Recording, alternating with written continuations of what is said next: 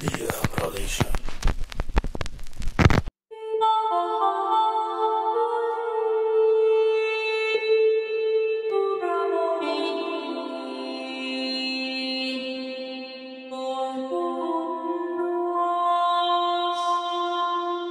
Alors l'objectif de ce projet c'est quoi? Généralement, d'abord nous voulons contribuer à la lutte contre l'impunité des violences électorales en RDC, particulièrement ici au Kasaï central. Mais spécifiquement, nous allons appuyer les enquêtes des polices et de parquets sur les cas de violence électorale. On doit fournir une assistance judiciaire aux victimes, donc toutes les victimes qui vont se présenter. On doit vraiment les accompagner et aussi on va faciliter le jugement de dossiers de violences électorales. Donc il y aura une audience foraine qu'on doit organiser. C'est un projet vraiment de 3 mois, donc tout ça on doit le faire pendant 3 mois. Alors les activités prévues. Voilà. Bon, la première activité c'est la réunion de coordination avec la police, parquet, les cours et tribunaux, société civile. Donc nous avons une coordination de 40 personnes constituée des magistrats, des avocats, des policiers, des OPJ et la société civile. Et c'est le procureur général qui est président de cette coordination. Alors on va faire des réunions, peut-être 3 réunions comme c'est 3 mois.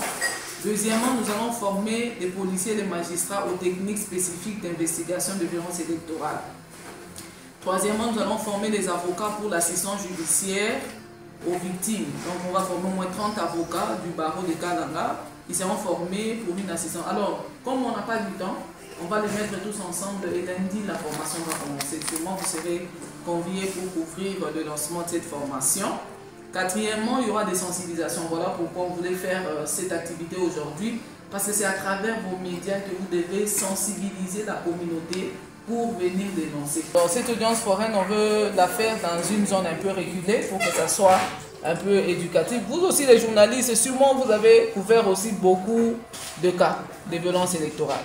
Donc vous ferez aussi partie des gens qu'on peut contacter pour avoir ces informations, pour accompagner les victimes. Et il y aura aussi l'appui en matériel en faveur de la police, parquet, cours tribunaux. Là, il y aura des ordinateurs, des imprimantes, fournitures de bureau que nous allons remettre et la prise en charge psychosociale des victimes. Alors, les résultats attendus, il y a 3 résultats, grands résultats attendus. Le premier résultat, c'est que la démocratie et l'état de droit sont renforcés dans la province du Kasaï central.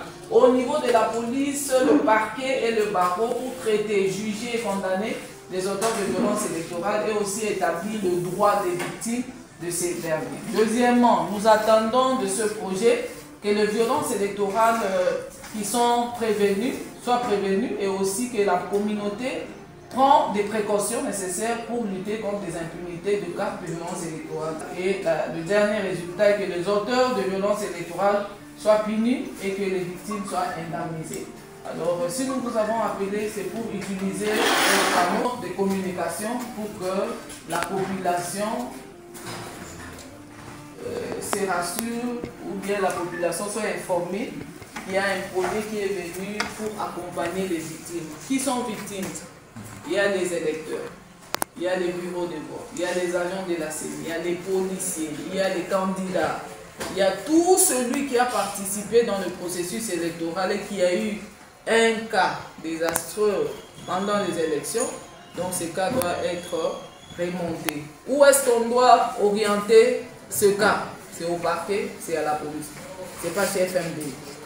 Donc, s'il y a des cas avérés vrais et que les gens continuent à revendiquer ou réclamer justice, essayez d'approcher ces gens-là, d'aller se plaindre au niveau du parquet et nous sommes là pour les accompagner avec des fonds de PNUD. Le projet pendant pratiquement 3 mois et que les enquêteurs vont commencer leur travail mercredi juste après la fin.